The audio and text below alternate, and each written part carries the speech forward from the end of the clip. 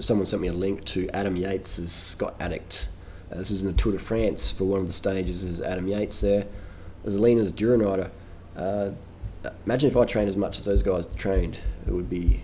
I couldn't. I'd get like 0.08% body fat. Anyway, so this was the interest here, was the 32 cassettes. 32 cassette, and they're running a long cage Di2. Now, I've shown you many times before, you don't need to run a long cage derailleur. I've got the Dura-Ace one, short cage, both mechanical and Di2. It works fine with a 32 on there. Just wind that B screw in, you're good to go. Good to go. So that just goes to show, even in pro cycling, the mechanics aren't even like fully switched on. You know, like and I've talked to a few pros about this, and they're like, Harley or Duranider, pro cycling's not as organised as you think.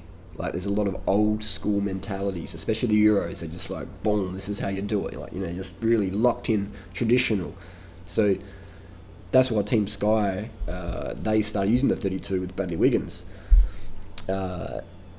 Before that, no one had used the 32, though, as far as I'm aware, in the Tour.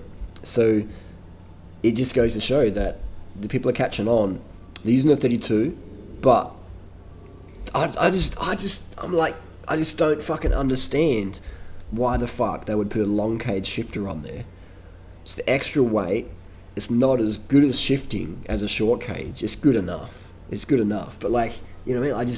I don't understand why you're using tubular rims, such a lightweight 800 gram frame, and we're using a heavier derailleur for no reason at all. For no reason at all. It baffles me.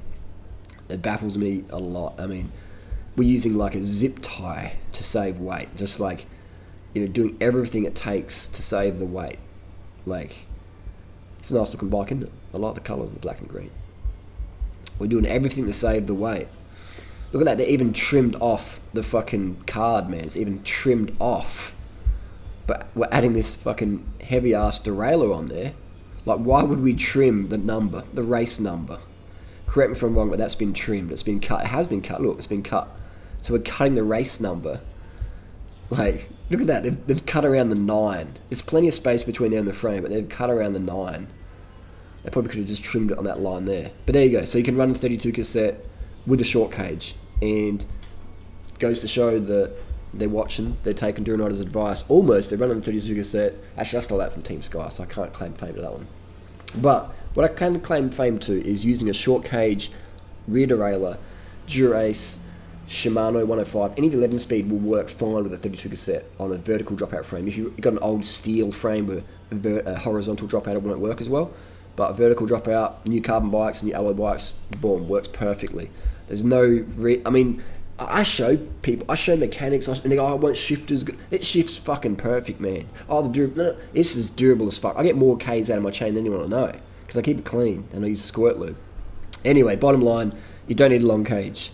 If anyone says you do, they're just not up to speed. They might be a professional mechanic for like a pro tour team, but they can still, as we see, have no idea about the compatibility of a 32 cassette with a short cage Shimano 11-speed derailleur. Crazy. Again, just goes to show you, just because it's a professional setup doesn't mean they know everything, especially about nutrition. So I'm not having to dig at any of the teams or riders here. This is just a highlight in society that there's always a better way. And if you rely on tradition, you'll be stuck in tradition. You'll be bound and locked by that. But me, I'm like always looking for a better way. Always looking for a better way. Why add weight to a bike when you don't have to? It's just stupid.